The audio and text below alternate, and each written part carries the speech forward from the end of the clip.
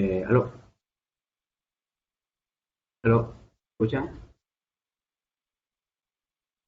Adelante, Bueno, te sí, escuchamos. sí, sí que escuché algo de un reinicio. Bueno, ¿dónde estaba? Así que vamos a tratar de manipular o engañar al usuario para que nos dé información confidencial o sensitiva a través de ciertos engaños. Y ahí caemos en el tema del phishing, donde este tipo de engaños se hacen suplantando identidad. Es decir, nos hacemos pasar por una identidad o por una persona que el usuario confíe para sacarle información o manipularlo para que acceda a darnos privilegios o para que nos dé documentos confidenciales. Hablando un poco de la historia del phishing, la primera vez que se mencionó oficialmente técnicas de este tipo de ataques fue a través de una conferencia llamada Interex en el 87. Luego, para enero de 1996, fue que se usó oficialmente el término phishing, que por cierto hace alusión al término fish de pescar en inglés, porque literalmente se prepara un cebo, una carnada, y se espera que los usuarios piquen el anzuelo.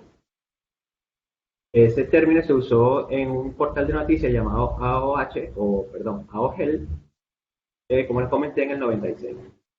Luego se popularizó bastante por el año 2000 que el phishing se hiciera hacia la plataforma de pago, PayPal sobre todo, eBay, eh, y para el 2003 fue cuando comenzó a aparecer el phishing para los portales bancarios.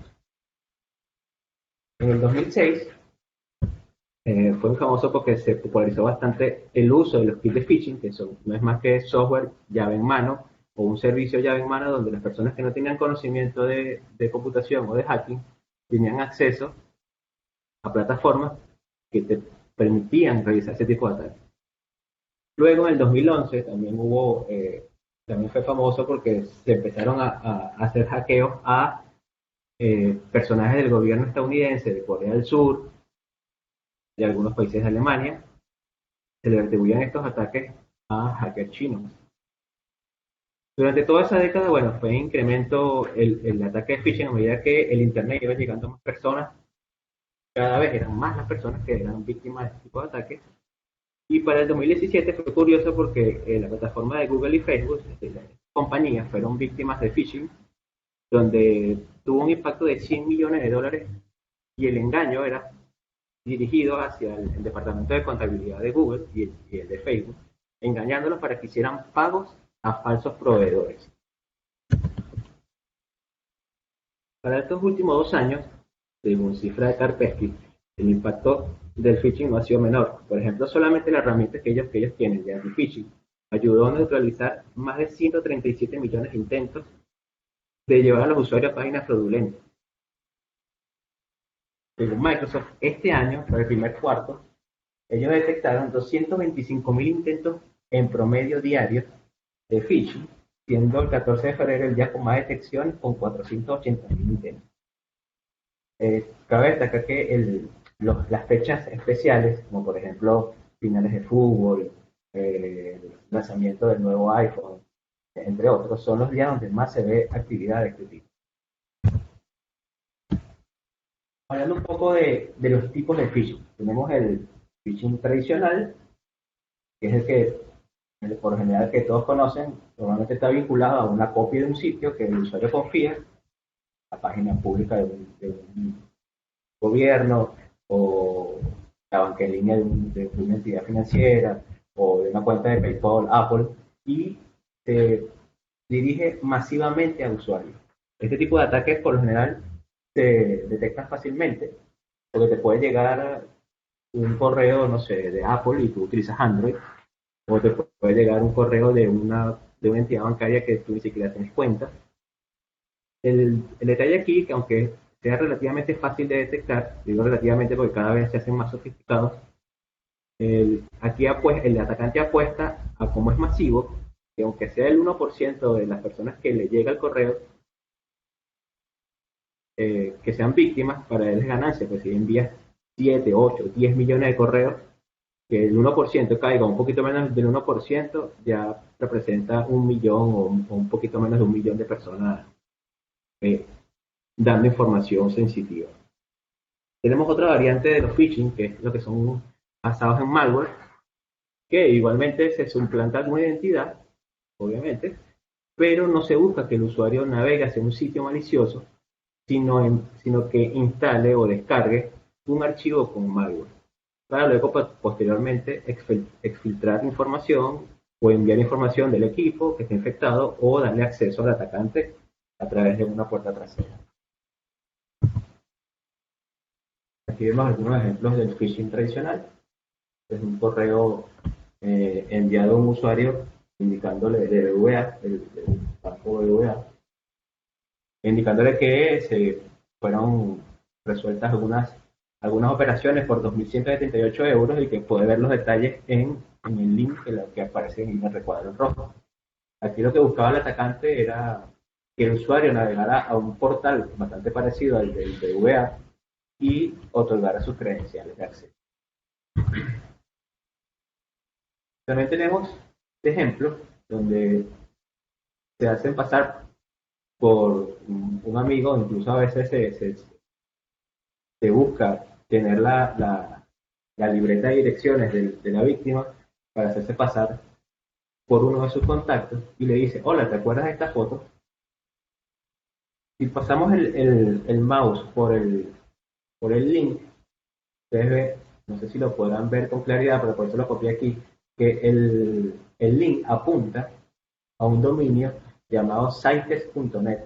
Sin embargo, el atacante, para que el engaño sea más efectivo, registra subdominios para que se parezca a la URL del Drive de Google. Como pueden ver, drive.google.com.download-fotos. El dominio en sí, que es sites.net. Es bastante común que el usuario, que el atacante, mejor dicho, utilice este tipo de técnicas registrando subdominios para que las URL se parezcan bastante a la original. Aquí tenemos otro ejemplo con PayPal, donde dice que la última transacción fue rechazada por seguridad. Obviamente, si a muchas personas que utilizan PayPal le llega este correo, pueden entrar incluso en ansiedad y ingresar, darle clic al Confirm Now. Y lo que buscaba el atacante aquí era enviarlo a una página maliciosa para que igualmente colocaran sus credenciales. Muchas veces estas credenciales ni siquiera las usa el mismo atacante para su beneficio, sino que simplemente arma una base de datos y las vende o las subasta. Porque les recuerdo que el ataque no solo es tener una página web copia y obtener credenciales, sino también hay que tener toda una logística para poder mover ese dinero o para poder retirarlo o pasarlo a Bitcoin, por ejemplo, que es una forma más fácil de ocultar el dinero como tal. Otra variante que podemos ver es el spear phishing, que en comparación al phishing tradicional, que se envía masivamente muchos usuarios, este va dirigido hacia una persona o hacia un grupo de personas dentro de una misma organización. Estos por lo general son los más, digamos, dañinos para las organizaciones, porque tienen información bastante personalizada y los usuarios tienden a caer mucho en este tipo de engaños. Algunas variantes del phishing es que por lo general, aunque llegue siempre por correo, también tenemos que pueden llegar por mensajería instantánea, como WhatsApp. Tenemos un ejemplo de una supuesta promoción de Spotify de un año gratis premium, donde el usuario le daba clic allí, lo dirigía, siguiente al lado izquierdo, lo dirigía a una web que invitaba al usuario a que para poder gozar de beneficios, tenía que compartir la promoción vía WhatsApp. Luego que el usuario lo compartía, se abría el navegador del teléfono y a través del user agent, que se envía a través de cualquier petición web, el servidor o el servicio web del atacante sabía qué tipo de dispositivo era y lo colocaba dentro de un warning. Como pueden ver allí, dice Google Nexus 5 está infectado con un virus. Si navegabas a través de un Apple, a través de un iPhone, mejor dicho, te decía tu iPhone está infectado con tal virus, o si navegas con un Samsung, que decía tu Samsung está infectado con un virus, o sea, para tratar de hacerlo un poquito personalizado el ataque. Cuando la persona le daba a aceptar, lo redirigía a la Google Play Store, o en el caso de que sea Apple, lo redirigía a la Apple Store, para que invitarlo a instalar esa aplicación de dudosa reputación. Y muestra otros tipos de ataques, otros ejemplos, mejor dicho. Este de la izquierda dice estimado usuario, que ha sido el ganador de un 0 kilómetro. Por lo general, este tipo de engaños siempre utilizan promociones de concursos, este tipo de cosas como para invitar a la gente a que haga clic. En el caso particular de la izquierda no era un clic a una web, sino era invitar al usuario a llamar a un número de teléfono. Pero bueno, después le sacaban información a través de un call center ficticio. La que da en el medio es que también utilizan mensajería en redes sociales, de LinkedIn, cuando a la persona le llega un mensaje de un contacto invitándolo a descargar un documento de Google Drive. Realmente lo que cuando el usuario le daba clic allí era redirigido a una página bastante parecida a la de Google Drive, pero que tenía alojado archivos maliciosos. Y el de la derecha lo coloqué es porque por lo general uno le recomienda a los usuarios que verifiquen el candadito, a ver si es segura la página. Y bueno, los atacantes también han ido evolucionando y registran certificados digitales para sus propios dominios maliciosos para que el navegador lo marque como seguro, como lo pueden ver. Ahora bien, taxonomía de un ataque. ¿Qué necesita un atacante como tal para llevar a cabo este tipo de ciberataque? Me gusta siempre comentarlo en los webinars porque si queremos prevenir estos ataques, tenemos que empezar a pensar como lo haría un hacker. Nosotros estar preparados y poder tratar de tener algo de ventaja. Bueno, lo primero que necesita el atacante es información. Información, en especial si es un ataque dirigido hacia una empresa o hacia un grupo pequeño de personas, tenemos que tener información sobre el objetivo. Mientras más información tenga el atacante, mejor, porque puede idearse una campaña de phishing que sea lo más convincente posible. Y bueno, obviamente necesita un servidor y un dominio, al menos eso, para poder alojar una página maliciosa que sea el clon de una web de la empresa, o instalar un centro de comando y control, que no es más que un servidor, donde si la campaña de phishing era a través de un malware, que ese malware cuando sacara información del equipo o diera acceso al atacante, se tiene que comunicar con un centro de mando. Información. ¿Cómo saca información un atacante de los usuarios? Bueno, por lo general lo hacen de internet. De hecho, casi todos lo sacan de internet. Muy pocas veces utilizan otro tipo de técnicas como hacer llamadas telefónicas o acercarse a la compañía. También lo pueden hacer, pero por lo general la mayoría de la información que van a conseguir lo hacen desde internet, desde los buscadores. De hecho, jocosamente se dice que si algo no está indexado en Google no existe. A través de redes sociales, que aquí hago un paréntesis muy corto, que es que muchas veces los atacantes ven en los portales de empleo y en LinkedIn, en las búsquedas de talento, que dicen, buscamos talento por ejemplo, de redes o de ciberseguridad que sepa manejar, no sé, antivirus McAfee o antivirus Trend Micro, o que sepa manejar Firewall F5 o Firewall Fortinet.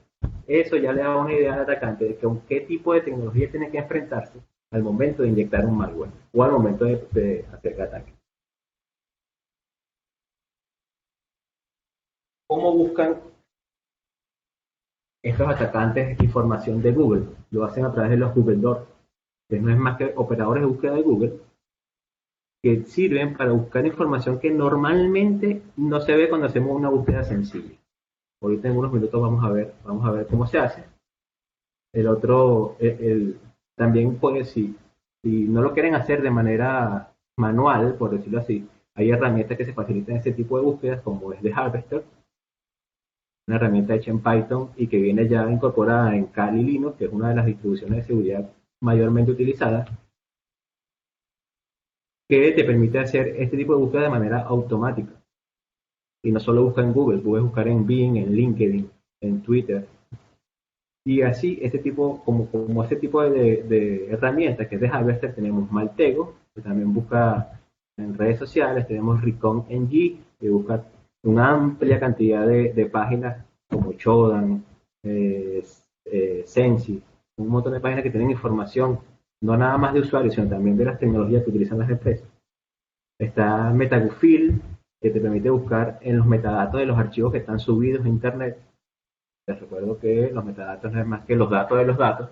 Es decir, si cada vez que nosotros tenemos o abrimos, hacemos un documento en Word, por decir un ejemplo, cuando lo guardamos y lo subimos a Internet, se queda guardado el usuario, incluso algunos datos como el nombre del nombre de la licencia del, del, de la persona que tiene el Office, si fue en Office, y algunos datos que guardan algunos otros archivos. Por ejemplo, las fotos algunas veces guardan la geolocalización, donde fue tomada la foto.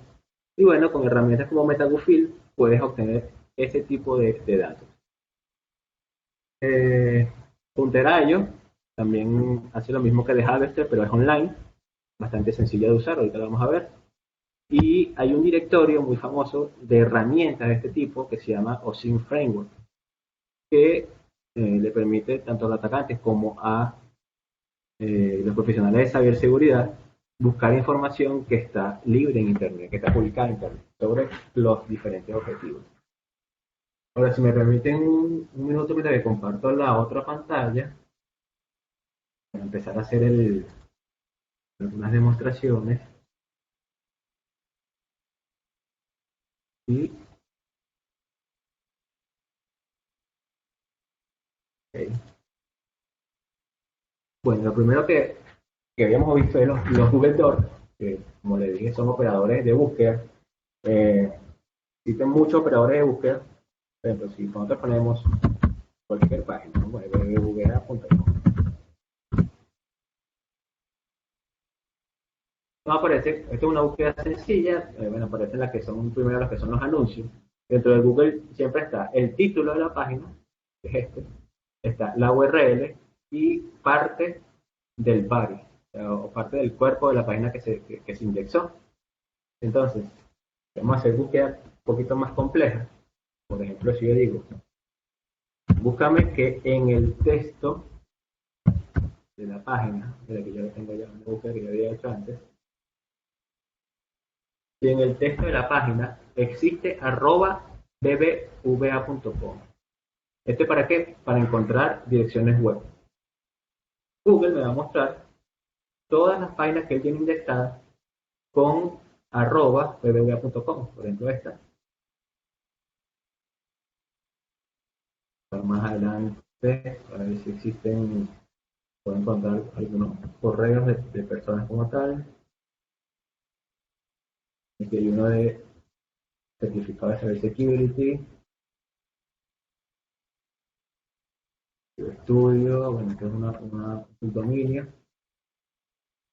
Vamos a ver si veo algún correo.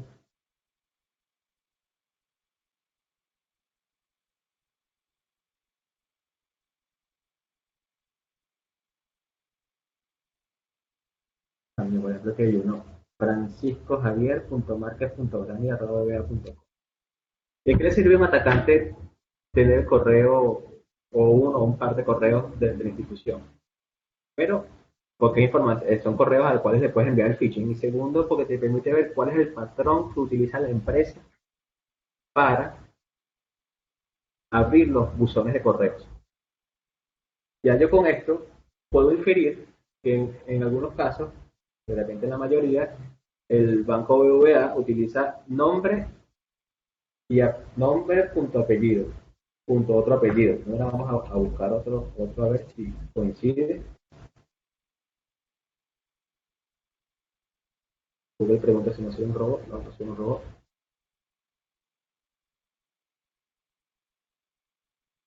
y por otro correo.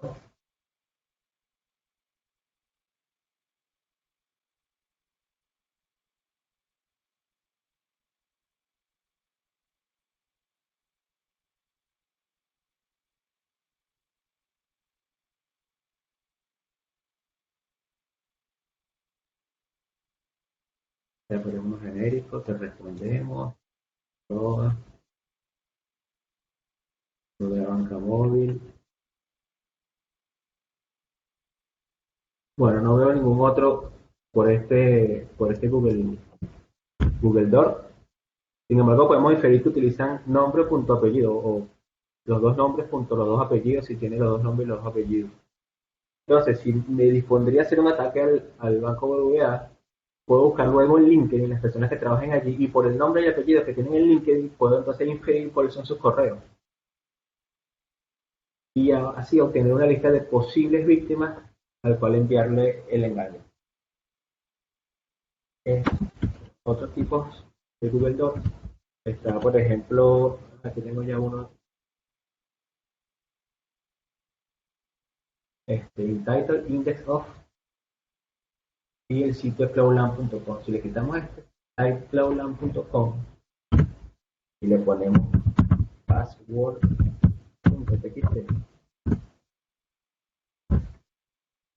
Google lo que me va a mostrar son todas aquellas páginas que tiene indexadas donde el título, porque aquí lo dice, en title, el título, tengan la palabra index of o index of barra, que es de raíz. Y adicionalmente, que tengan la palabra password.txt. En teoría, podemos hacer clic, no sé si nos metemos a algún problema legal por hacer clic a alguno de estos.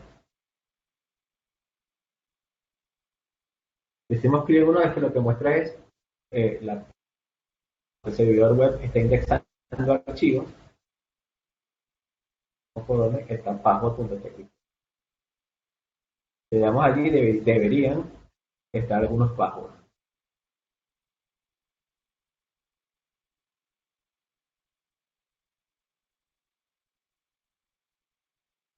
Esto lo había hecho contra Cloudland para ver si amigos de Cloudland tienen algo por allí expuesto. Les mencioné en la presentación la base de datos de Exploit Database. En esta página podrán encontrar pero muchos ejemplos de este tipo de búsqueda. Incluso las pueden tener por categorías. Por ejemplo,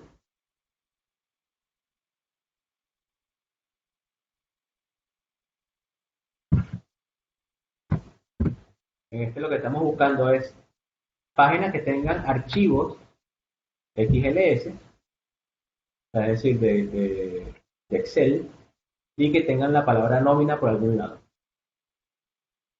Excel que dice nómina mensual, nómina total, fórmulas de nómina.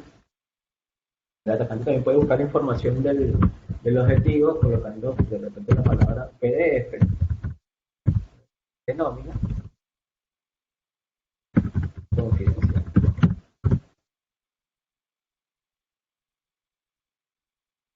Bueno, estos son unos ejemplos. Ustedes dirán, bueno, pero esta búsqueda es demasiado amplia, ¿cómo puedo acotarla?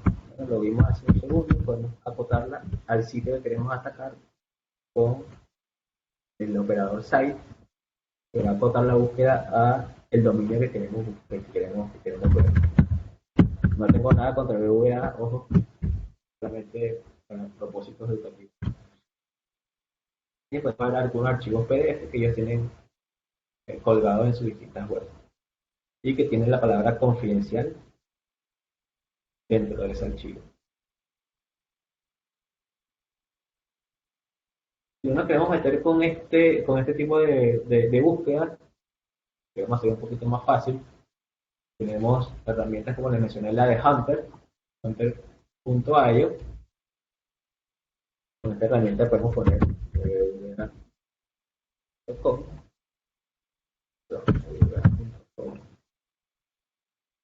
aquí está .es, provincial, Vancomer,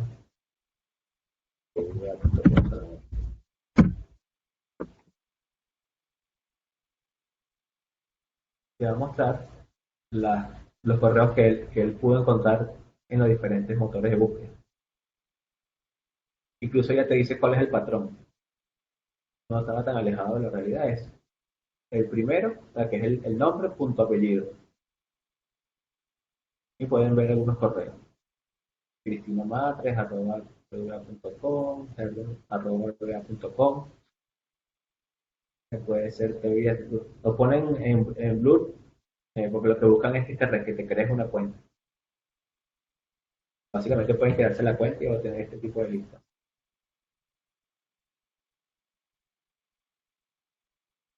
También había mencionado el Login Framework. El Login Framework no es más que un directorio de herramientas que están online. Incluso te menciono algunas que no están online. Por ejemplo, si queremos buscar email address para nuestros ataques de phishing, podemos darle aquí a la categoría email, luego ir a email search y tenemos algunas herramientas que nos permiten hacer lo mismo que acabamos de ver. De hecho, está Hunter, que es la misma Hunterayo que acabamos de usar. People, Wayland Norbert, o Grande Harvester, que lo vamos a ver ahorita. Me switcharon la máquina virtual para que vean de Harvester. MailDB, vamos a ver, MailDB.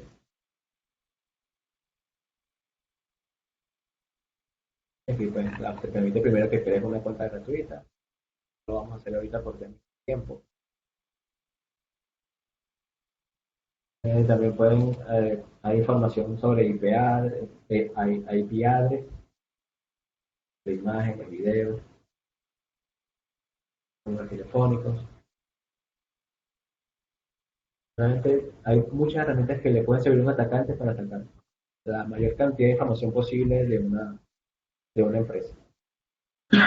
Incluso hay algunas empresas que contratan estos servicios, cuando digo estos servicios, servicios de consultoría a empresas de seguridad para que hagan intentos de phishing, e incluso esos intentos de phishing pueden ser caja negra, es decir, solamente te digo, mi dominio es este, www.com, por ejemplo, cloudland.com, necesito que hagas una campaña de phishing. Y en el informe que se entrega toda la información que uno encontró de la compañía, o por lo general de esos estilos, mostrar la información de cuáles son las oficinas geolocalizadas, o sea, las direcciones físicas de la oficina, cuántos correos se pudieron sacar de internet, qué información publican los altos directivos, cuáles son los altos directivos, eventos recientes. Y obviamente durante la campaña de phishing, cuáles son las personas que cayeron en la campaña, así que murieron en el suelo, que compartieron sus credenciales, obviamente para que sean notificadas que cambien su contraseña. Otra fuente de información es tener o contratar o incluso alquilar, bueno, no tanto alquilar, ¿no? Muchas veces los atacantes, los hackers, sacan información de otros hackeos, no sé, por ejemplo, hackean Dropbox y la información de usuarios y contraseñas la subastan por internet. Hay gente que compra eso para solamente obtener un directorio de correos. Por ejemplo, si ven esta en pantalla, es una herramienta llamada SpyCloud que te muestra, no te muestra la demás usuarios, te muestra solamente el correo con el cual te registras y te aparece información de todos los hackeos que han habido durante, bueno, que ellos tienen en base de datos.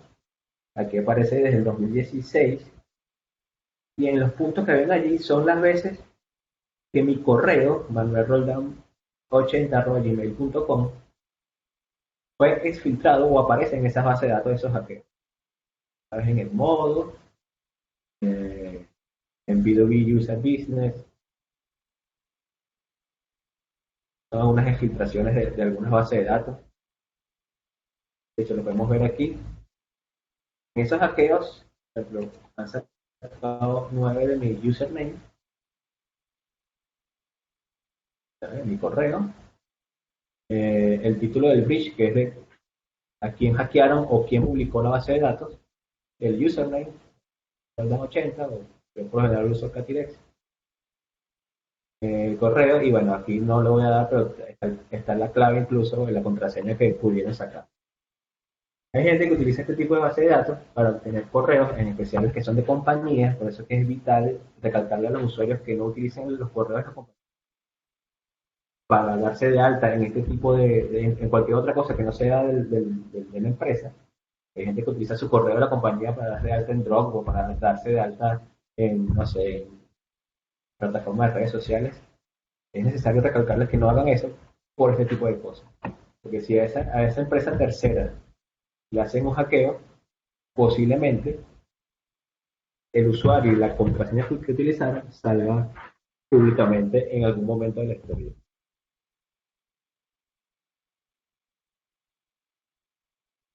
Empezamos el dashboard. Vemos que también sacaron información. Les muestro esto porque mucha de esta información ya yo la cambié y no es vigente, ¿no? Por eso es que te lo muestro. Sé que no me pueden hacer nada con esa información que estoy mostrando públicamente durante el webinar. Aquí se ve incluso direcciones de donde yo vivía antes en Venezuela, por ejemplo. Eh, sí, básicamente información de ahí también están los teléfonos, también está el dashboard,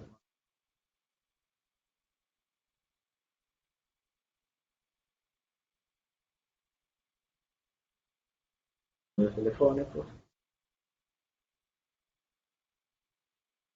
y que pasan los números telefónicos. Son números que ya no están vigentes. Y aquí te dice la fecha de cuándo se publicó esa base de datos. Este fue el 20 de junio del 2019. Claro, se publicó en esta fecha esa base de datos, sin embargo, este es un hackeo bastante antiguo y por eso tengo un número que ya no es vigente.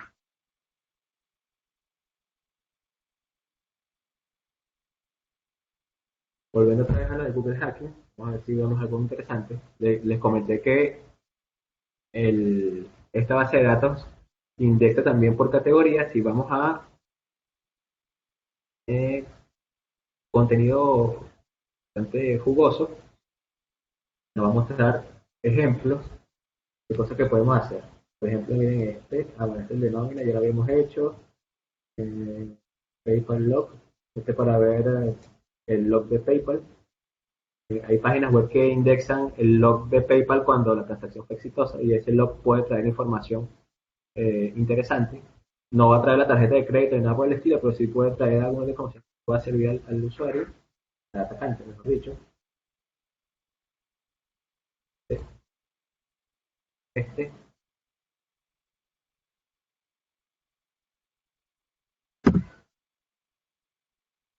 este lo que dice es, busca en el sitio de docs.google.com, que es el sitio de documentos de Drive de Google, y que tengan en su interior la palabra password.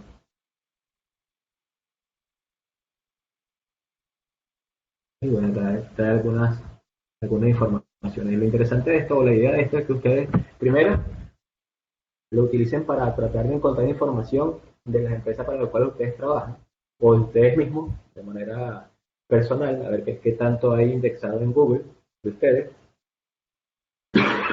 perdón, y que ustedes proactivamente en la empresa que ustedes prestan servicio de ciberseguridad eh, puedan reportar si encuentran o contraseñas o documentos que no deberían estar colgados o públicos en Internet, acceso a páginas web que no deberían. Por ejemplo, yo digo que en la URL, que es la palabra intranet, y eh, aporto los resultados, no sé, volvemos otra vez como www.com.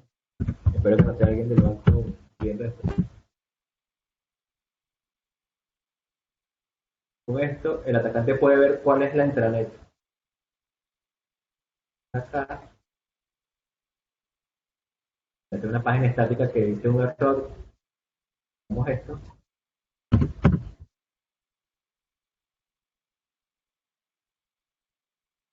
Va a mostrar el portal de la intranet. De hecho, cambia. Se ve que ahora es otro tema, community.grupovba.com. Y a través de esta información, un atacante podría replicar esta página para realizar un ataque.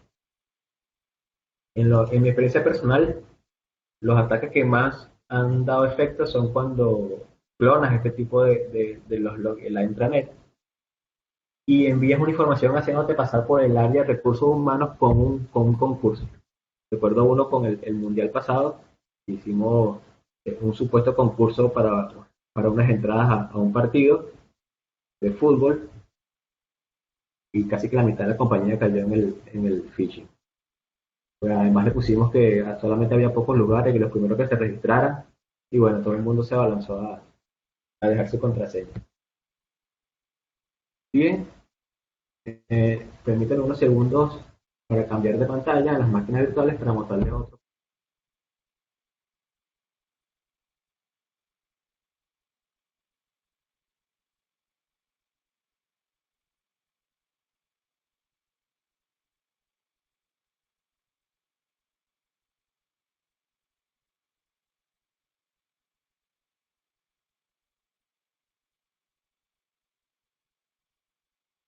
Ok, aquí estamos en una máquina virtual con Kali Linux. Kali es una distribución de Linux que está hecha o construida con más de 40 herramientas de hacking.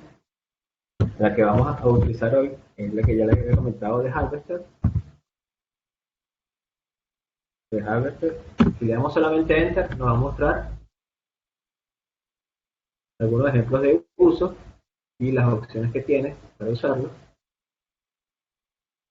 En términos educativos podemos poner de Harvester, el dominio, vamos a poner lowland.com, le decimos que busque en Google y que los resultados nos muestren en pantalla. Es decir, no ponemos más opciones.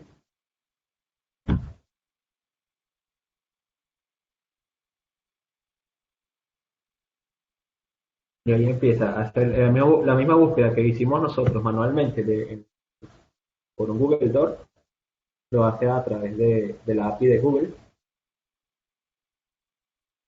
manera automática. Lo que encontró de Cloudland solamente fueron esos dos, info, Cloudland, cloudland.com, mejor dicho. También te muestra si resolvió algunos subdominios, algunos hotnames. A ver, por ejemplo,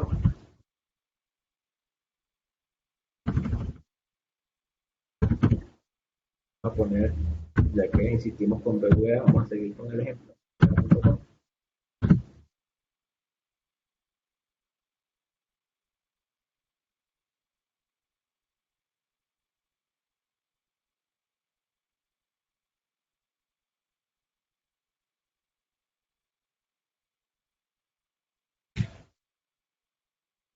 Este tipo de ataque también lo pueden hacer con Bing, con esta herramienta en Bing, en LinkedIn, en Twitter, con todo más.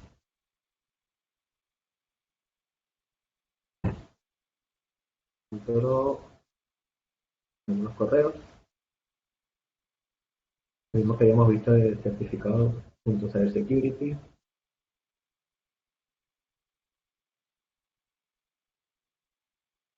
Tiene un patrón distinto. Este también lo habíamos visto ya por la página de Google.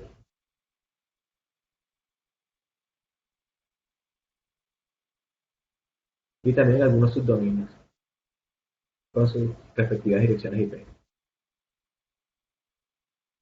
Aprovecho que estoy aquí en la máquina virtual para enseñarles otra herramienta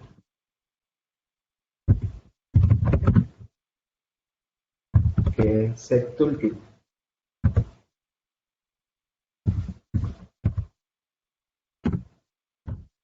Esta herramienta les va a permitir a ustedes, este es lo que les comentaba de un kit de phishing. Esta herramienta le va a facilitar a ustedes un framework que les facilita el hecho de hacer una campaña de phishing. Tiene varias opciones, como ven en el menú principal, pueden hacer un social engineering attack, ataques de ingeniería social. Tienen algunos test de penetración educativos. Si nos metemos en la opción 1, por ejemplo. Nos lleva a otro menú que dice Spear Phishing, Website Attack Vectors, eh, generador de imágenes con infección, crear un payload y un listener. Esta herramienta tiene algunas cosas de Metasploit, incluso se enlaza con Metasploit a través de la API de Metasploit para evitar algunos ataques. Y bueno, tiene de PowerShell, de SMS spoofing, algo para Arduino, para wireless. En términos del webinar, nos interesa hacer pues hay attack vectors. No elijo la uno porque en la uno, como es un spear phishing, uno tiene que tener algún template de lo que se quiere mostrar. O sea, es decir, ya tienes que tener cargado o la página web o el correo con el cual vas a hacer el ataque. Como ahorita no tenemos algún objetivo específico, lo vamos a hacer con la opción 2. Opción 2, te muestro otro menú en el cual podemos hacer un ataque con Java Applet. Este ataque, si el usuario que recibe el correo y le da clic a la URL no tiene actualizado el navegador ni tampoco el Java, automáticamente podemos tener control del equipo, sin ni siquiera la persona haber descargado algo o ha hecho alguna otra acción. Solamente con navegar a la página web queda infectado. Igual que con Metasploit Browser. De hecho, así que vamos a poner aquí para que lo vean. Tendré que clonar un sitio. Y me está preguntando si utilizo port forwarding. Digo, no, me estoy conectado directo a internet. Está preguntando que cuál es la IP o la interfaz por la que quiero recibir las conexiones reversas. Le digo que creo que sí, por default la que ahorita. Me dice, me pregunta ahora que coloque la página que voy a clonar, facebook.com. Y ahora me dice cuál vulnerabilidad del navegador quiere explotar. Y él tiene una lista de 45, el sexto solamente que lo hace de manera automática. Tiene 45 payloads de vulnerabilidades ya reportadas o conocidas de Internet Explorer, que es la mayoría.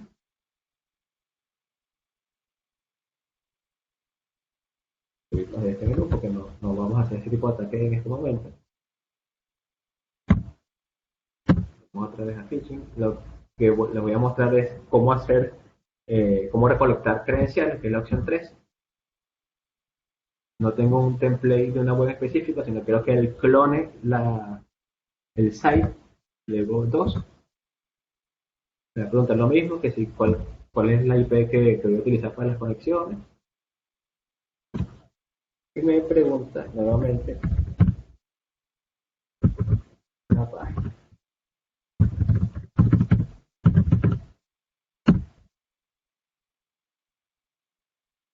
Con el Facebook. Ok, aquí creo que te dejo una advertencia que dependiendo del sistema donde estés corriendo esto, necesitas mover los archivos del bar www a donde lo tengas escuchando o lo tengas configurado en el Apache. Lo utiliza por detrás Apache. Cuando le das Enter, te dice que ya está todo andando. Que es como servicio 068. Y corremos, bueno, vamos a ver aquí un navegador, Firefox.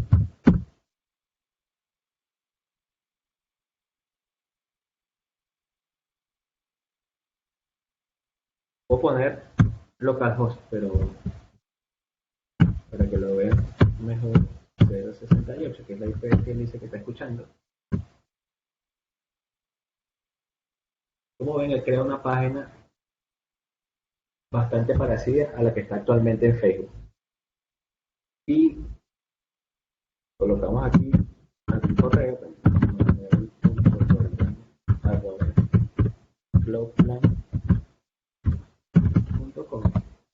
Colocamos la contraseña, no sé, webinar, por ejemplo. Le doy iniciar sesión. Perdón. te redirige, después que inicia sesión, te redirige a la original de Facebook, ¿verdad? Que es bastante parecida. Ahora sí aparece el candadito y dice facebook.com, porque esta es la original de Facebook. El usuario posiblemente piensa, me equivoqué en la contraseña y la vuelve a colocar y va a entrar normalmente en su Facebook, no va a sospechar nada. Y para nosotros, los atacantes, podemos ver la actividad que tuvo el usuario, o sea, que tuvo la página. Le paramos este proceso.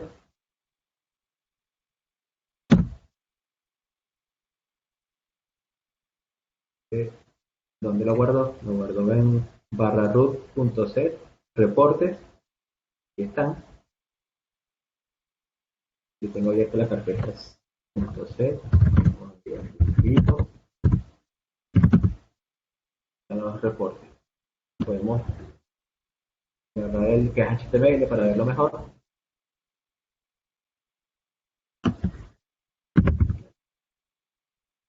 Abrimos con Safari.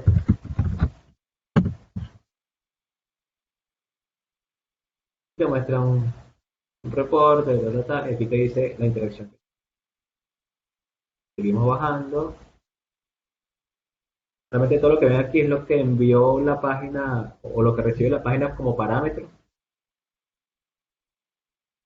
En el momento de hacerle clic al botón, ya que está.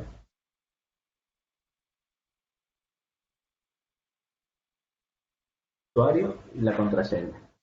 Obviamente, si hacemos esto con múltiples usuarios, van a aparecer con todos los que cayeron. Realmente lo muestra en un formato XML para que lo puedas filtrar o lo puedas manipular de mejor manera, ya sea con Python o con las simples herramientas de Bash.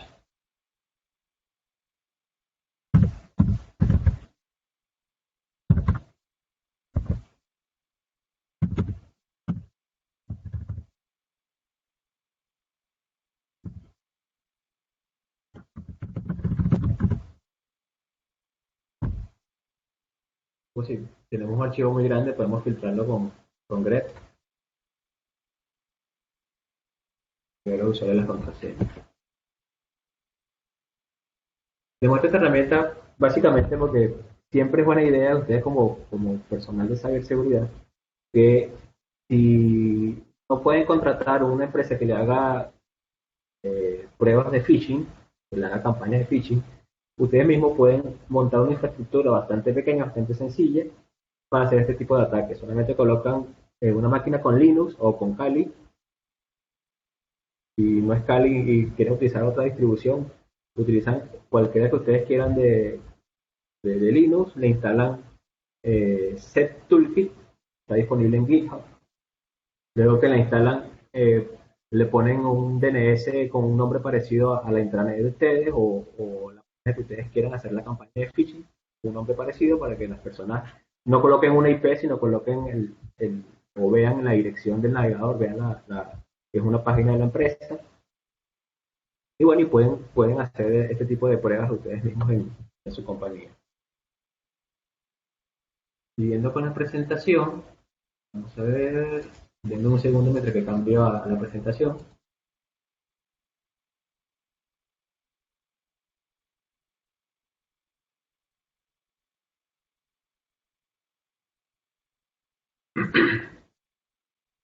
Ok. Vamos a hablar ahora de cómo minimizamos estos riesgos. Bueno, lo primero que debemos hacer, como este es un tipo de ataque en el cual el objetivo o lo que se intenta perseguir es manipular al usuario, es decir, hackear la mente humana, lo primero que tenemos que hacer es entrenar esa mente. Necesitamos tener un plan de concientización al usuario. Yo recomiendo que por lo general se haga primero, se haga una prueba de phishing, como la que hicimos ahorita, se analicen los resultados, cuántas personas cayeron, con qué tipo de contenido mordieron el anzuelo. Luego se haga una campaña de concientización o de concienciación, como puede decir perfecto, donde se hagan mini talleres, se pasen videos, se le haga Les recomiendo que se reúnan con la gente de recursos humanos y de marketing interno de su empresa para que diseñen una buena campaña de información y luego vuelvan a hacer la prueba para ver si los usuarios, eh, si la campaña fue efectiva, si los usuarios lograron identificarlo, el phishing. También es importante que le hagan énfasis a los usuarios en denunciar este tipo de campañas, es decir, porque muchas veces muchos usuarios reciben un correo de phishing y lo que hacen es que lo desechan, no lo reportan a seguridad. Y lo importante es que tienen que reportar. Pero no sabemos cuántas personas también les llegó el correo y que sí son potenciales víctimas. Entonces, usted tiene que hacer énfasis en que el usuario denuncie cada correo de phishing que llega.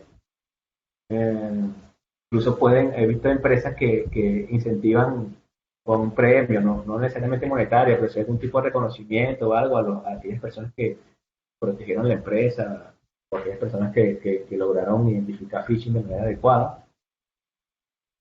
Incluso se les hace una mención en el portal interno. No sé, ustedes concordarán con la gente de marketing interno que pueden hacer. También, aunque muchos virus y muchos malware se saltan este tipo de soluciones anti-malware, también es lo básico que ustedes tienen que tener en la empresa. Sé que depende mucho del presupuesto que tienen asignado de cybersecurity para el área de cybersecurity, pero también hay soluciones que son software libre. Siempre les recomiendo que la empresa tenga antivirus, que tenga una solución anti-phishing, una solución anti-spam, básicamente lo que su presupuesto permite. IDS, IPS, IDS pueden montar algo que sea software libre para que no tengan que hacer es muy bueno, yo lo recomiendo mucho. Filtrado y monitoreo de tráfico es otra cosa que ustedes deben hacer, incluso lo pueden hacer proactivamente. De hecho, deberían hacerlo proactivamente. Si ustedes conocen que por naturaleza del negocio, ustedes no deberían de tener tráfico de ciertos países, entonces se puede bloquear. Y ustedes saben que por naturaleza del negocio, ustedes no deberían de tener tráfico de China, de Rusia, de Estonia, de Afganistán, no sé, de cualquier punto geográfico del planeta. Pueden tranquilamente bloquearlo. Bueno, y en el momento, si necesitarán que algún proveedor de ese país o algún software, algún servicio de ese país sea desbloqueado, se desbloquea puntualmente la IP que se necesite. También pueden bloquear proactivamente por reputación, es decir, cada IP que llega o cada dominio que hace contacto con el servidor web o el servidor de correo de la empresa puede pasar por un proceso de reputación. Incluso hay listas de reputación disponibles en internet que ustedes pueden bloquearlo incluso prácticamente, que son listas que se van actualizando de manera diaria con un simple script que se baje esas listas y las coloque y coloque esas IP por API al firewall, por ejemplo, puede servir bastante bien. O de repente ni siquiera bloquearlas, porque por naturaleza del negocio no las pueden bloquear todas, pero sí por lo menos alertar cuando está entrando una IP que tiene baja reputación o que está en una lista de baja reputación. También por categoría, que es más que todo para el tráfico saliente. Muchos de los proxy o los servicios de proxy tienen la capacidad de categorización de páginas, es decir, ustedes pueden decirle al proxy, mira, no quiero que mis usuarios naveguen o que este tipo de usuarios naveguen a páginas de apuestas o páginas de hacking o páginas que no estén categorizadas, que es el punto que voy. Como el atacante necesita un dominio, por lo general ese dominio va a ser nuevo y al ser nuevo no está categorizado. Es decir, ustedes bloquean todos los dominios que no estén categorizados, o por lo menos tienen una alerta cuando alguien esté navegando en una página web que no esté categorizada, pueden minimizar el riesgo de sufrir ataques phishing y otros tipos de ataques. Eso también cabe para el siguiente punto, que es antigüedad del dominio, lo que llaman los baby domain, que es a lo que me refería. Por lo demás están categorizados y suelen ser dominios de ataque o utilizados para ataques. También pueden reunir todos los puntos anteriores y hacerlo por anomalía e inteligencia artificial que es simplemente cuando hay tráfico inusual, ya sea entrante o saliente, ya de una alarma o simplemente se bloquee ese tráfico. Otras consideraciones que siempre me gusta impartir en este tipo de charlas es siempre apéguense a la premisa del menor privilegio posible. Es decir, si el usuario no necesita privilegios para instalar cosas, no se lo den. Si no lo necesita, no se lo den. Sé que a veces es difícil porque he visto compañías donde, no sé, el desarrollador dice que necesita tales permisos y a veces hay que dárselo porque cuesta un poco hacer esa negociación entre el desarrollador o entre el gerente. Hay gerentes que dicen, mira, yo soy el gerente y quiero acceso free a todo. Es un error, pero bueno, teniendo esas charlas de concientización hacia los empleados, se puede llegar a un acuerdo entre aquellas personas que creen que necesitan permiso, pero realmente no lo necesitan. Importante también, doble factor de autenticación, en especial si la persona tiene altos privilegios, prácticamente obligatorio que tenga un doble factor de autenticación, por si acaso su contraseña se ve comprometida, igualito el atacante necesita esa otra contraseña que es el doble factor.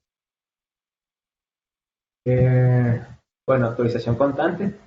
Me he topado muchas empresas cuando he trabajado como consultor que tienen vulnerabilidades que son viejísimas del año 2006, 2007 y estamos en 2019 y son empresas que a veces por naturaleza del negocio es difícil parchar o instalar las actualizaciones de seguridad, pero es importante que tengan bastante consideración o empujen a que siempre se mantengan los equipos actualizados. Lleven adelante siempre en las empresas un programa de hardening. Les puse allí el CIS. El CIS es una institución que publica estándares de seguridad para un montón de tecnologías, Linux, Windows, Cisco, prácticamente la gran mayoría de las tecnologías ahorita existentes, incluso también para cloud, tiene recomendaciones de seguridad para AWS, para Azure, para Google Cloud, que sería bueno que las analicen y que vean cuál de esas recomendaciones de seguridad se puede implementar en su compañía. También es muy importante tener procedimientos de respuesta a incidentes. He visto empresas que no tienen bien madura la parte de los procedimientos. Entonces, cada vez que hay un incidente de phishing, cada consultor o cada empleado de ciberseguridad lo trata como mejor cree. O sea, le pueden poner muy buena onda y pueden de repente tener muy buenos conocimientos, pero siempre es bueno que sigan un estándar. En ese procedimiento, ustedes deberían de considerar también que se denuncie el phishing para que, por ejemplo, he visto muchas empresas donde son víctimas de un phishing, se les llega un correo, lo que hacen es marcarlo como spam, cambian las contraseñas, pero no hacen la debida diligencia en la empresa que está alojando esa página web con phishing o página web maliciosa, mejor dicho, y la página sigue activa. La idea es que tengan que hacer la debida diligencia para tumbar esa página, para darle de baja. Y por último, automatización. Mientras más cosas automaticen, sobre todo si tienen infraestructuras grandes o infraestructuras con mucho tráfico, va a ser mejor. Tuve la oportunidad una vez de ver en un SOC, en un centro de operaciones de seguridad, cómo tenían muy bien aceitado todo el sistema de anti-phishing. Es decir, cuando cada correo que llegaba a la compañía, lo analizaba primero el software de anti-spam. Luego que pasaba el anti-spam, cuando llegaba el servidor de correo, lo ponía en cuarentena, no era entregado al usuario. Cuando era puesto en cuarentena, se revisaba si el dominio y el IP de donde venía ese correo tenían reportes en IP abuse, o si tenían algún reporte en virus total, o si eran un baby domain, o sea, un dominio nuevo. Luego, si el archivo tenía adjuntos, se sacaba un chat del hash del archivo y se enviaba a virus total para ver si tenía malware o por lo menos era malware conocido, y luego de allí es que se entregaba al usuario. Y todo eso automático, ni siquiera la persona de seguridad se enteraba de lo que estaba haciendo, mejor dicho, no tenía que interactuar en todo ese proceso. Hay muchas cosas que se pueden hacer con, con Python y a través de las API de muchas de las herramientas.